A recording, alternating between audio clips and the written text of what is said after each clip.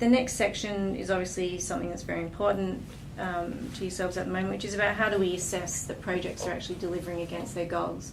How can we keep track of, are we on target for where we need to be? So for that, I'm just going to go back to our start screen and our portfolio screen. This is the one that we started on. It's where a lot of the power is in looking at our portfolio. To get a really good picture, I'm going to group by phase first, which is our phases within our pipeline and program. Grouping by phase means that we can start to look at things based on where they are today and where they might be in the future. I'm also we've done a bit of data entry to think about how we might want to see our projects within our pipeline. So we've gone through and just given a bunch of projects a risk score. All these fields that you see in these drop-down lists are completely up to yourselves to be built, and then you can use them in any part of the system. So I'm going to size and fill them by risk, and we can see, that we've got some that are getting further along the pipeline, but they're actually starting to look a bit risky. So one of the questions asked in the RFQ was about how do you create thresholds? We want to see what's within or what's over a threshold. And so we'll show you one mechanism that we use for balancing our thresholds. Katie will set the colour range in a second. So where they're low risk, we're going to make them green, and where they're looking risky, we're going to make them orange. So you can start to see that these ones, it's at submitted, but it's pretty high risk, so we might need to deal with that a little bit differently than other things. One of the things we like to say, especially about this screen, is that the visualization eliminates ambiguities. So where if we know that orange is high risk, we can all agree on that because it's orange, and we said it was high risk. But now you're seeing it, so automatically you're seeing things rather than, sometimes maybe we all use words slightly differently. So the visualization takes some of the ambiguity out of the whole decision-making process. So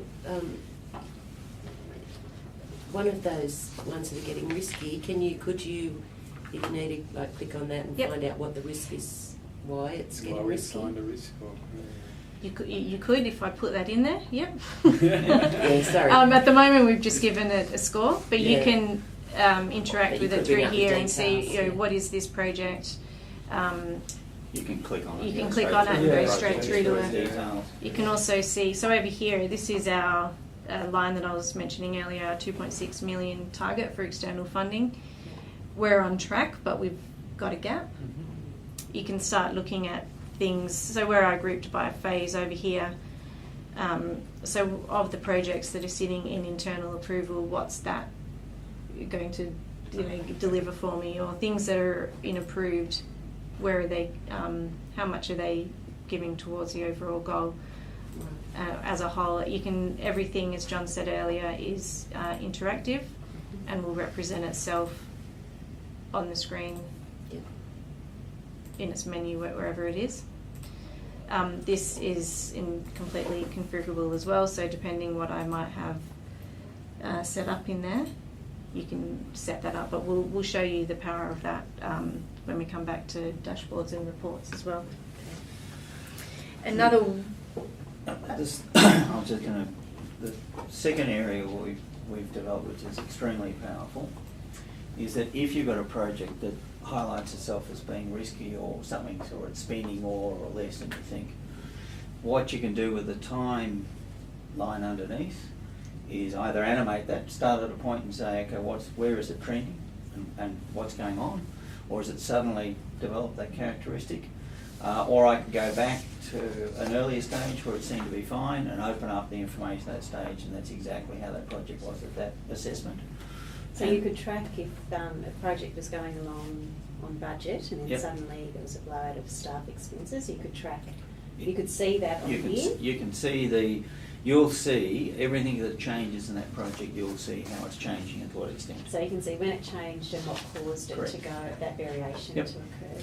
Yeah. And So that's real time, but you can do forecasting, I guess, to be able to say, okay, I'm thinking of adding this person to this project to do this, what's that going to do for us over the long run? Correct. Yeah. So, I mean, one of the absolute things that we redesigned this from scratch and built it in was that it's all forward-looking as well as it captures all history. And so you've got the capacity not only to forward-look, but you've got the capacity to understand how your forward-looking is changing. So as significant projects or as significant funding things change, that forward-looking is constantly changing at the same time. So it's continuously updating with information. And you might go, well, hang on, our budget was looking really good for the next 3 years. What's changed? I'm now 10% behind, and go back to see what's caused that. And go, okay, well, it's these 3 projects, so suddenly we've lost them out of the portfolio, or they've been held up or something. So you've constantly got the capacity to understand how things are dynamically moving and what's driving it.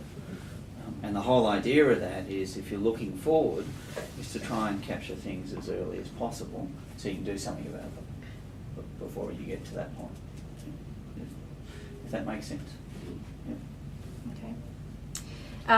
Another way that we've got of showing how projects are working towards goals is, I'm just going to go back to the start menu, is our concept of milestones. So in this demo here, we've set up 4 quite vague, because I'm not really that into the detail, of these milestones. So improved sheep breeding performance, grazing, climate understanding, and improved yield of something. But what you'll see is for each of these milestones, we assign projects that are making a percentage contribution towards that milestone. So you can see in here, first of all, where your project sits in the context of the portfolio. So you might be aware that on this milestone, you're the key one that's delivering 30% of that.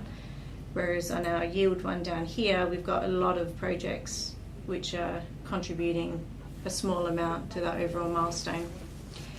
From a management point of view, you can look at this from what we've termed either top-down or bottom-up. So from a top-down perspective, our 4 milestones we can assess, are they completely allowed for? In this case, 2 of them are, and 2 of them are lacking a bit because they're not quite 100% being allocated. And from a bottom-up perspective, we can look at our projects, if we group by allocations, and see we've got 39 projects that at the moment, only purely because of the data, aren't contributing to any of our milestones. So when we get that data in properly, that number should be a lot smaller, but that's a way that you can quickly identify projects that perhaps are off strategy, aren't on target, or perhaps need realigning to what your overall goals are. Also, you can start seeing where projects are, which projects are allocated to multiple milestones, and you just understand your portfolio a bit better in that sense. So you could do that for a program as well. So I guess a director who manages a share of a number of the projects could look at that in that kind of way. So Yep. yeah. So I don't know Probably whether true for we research. point out. Yeah. So these are a Projects. top-down view of the world. So when you want a certain strategy or certain outcomes looking forward to be achieved, and you want to define who's responsible for them, these are what we call strategic outputs or outcome objectives. And then you push them down as to where you think responsibility for those sits. So that and then there's a bottom-up acceptance of those, so that you know you've got a tie-in between what you want to happen versus what people accept that they're delivering against. And so you can track this whole capacity of not only what we want our portfolio to deliver, but how we're actually going along the path as well. So one of our key outcomes is what, 30% increase in GVAT? Something like that. Yeah. Don't say it. We're on target. What's GVAT? Gross value of Agricultural production. Production. And we could then assign, and one of Anthony's old team colleagues, Yeah. has developed a system of estimating how much a project may add to GVAT given some assumptions. Mm. So we could put that in and then try and track that through to see how we're going. Correct. And then the project themselves can make forecast estimates of what Yeah. they think they're likely to achieve. Yeah. And then you can roll back up and compare the two. But that, in a way, I know a bit of work, but over time you would learn more about your projects and how Yeah. they can. Well, you'd update your assumptions and things like that, Yeah. how many people you're Yeah. affecting and how much practice change is occurring on technology update. That's a really good observation, I think, because when you start putting data in, you learn more about what you're doing. And then that means you can put more data in. So you just keep refining and refining and refining until you see that you're actually tracking towards those goals that you have. And harking back to something else we were talking about, but you've removed the bias from, you might expect that something would be contributing a great deal, but you'll find out pretty soon whether it is or not. Is there any way to, you say this project might contribute 2% or 3% to some outcomes. Is there any way to have a variation that says, that the probability of that happening is, it'd be great if it contributed 3%, but the probability is like half of that. Or maybe 70, I'm pretty sure 80, we can get about 80% of that. So it gives you I've got all these 30% targets, but I need probably to aim for 40% in order to get 30%. Yeah, well, all the scoring mechanisms have a weighting associated with it. So you might say, I need to, achieve a certain level of production, but I'm only about 20% certain that I'll get there. So then it weights that in the score. Yeah. So that you get a view of, it basically pulls the score down a little bit. Yeah. And because you have that question and that weighting in there, that means that you have something there to start a conversation about why someone believes it's only a 20% probability that it'll happen. That might happen at the beginning of a project that is maybe 20, well, I probably think at the beginning it's going to be 80% certain, but as I progress through it, I might think it's maybe only 50%. So again, you can reweight the portfolio. Yeah. Outcomes As you go along. as you go along. So it's you're getting a reality check. So we've got some building smarts which we haven't Yeah. really demonstrated yet, Yeah. which are around how do you treat projects that are in the very early phases, and we'll call them attrition rates that we can use to superimpose what are the likely outcomes from groups in those very early stages. Then as we get along further into the more mature stages, we can attach quite complex models which can create forecasts based on upper bounds, lower bounds and distributions. And then all those can be rolled up so that you can actually get more accurate projections. Again, the level of complexity and smarts you want is up to where your confidence level is in your own estimates. And the beauty of the system we've built is that you can change those objectives completely as you go along. You can start very simply by scoring methods and simple probability estimates, and as you get better at it, you can go advanced and change all your models, and it doesn't lose anything that you've captured to date. All those earlier models, earlier things are all there. And all your new ones immediately become provisional from that point on when you introduce them. So halfway through, you could throw in a new target that you didn't think you were going to get at the beginning. Completely. Yeah. That'll work for government. Well, that's what happens, right? They change the rules on you every few months, don't they? Yeah. You don't tell them you can cope with it, you just leave that on.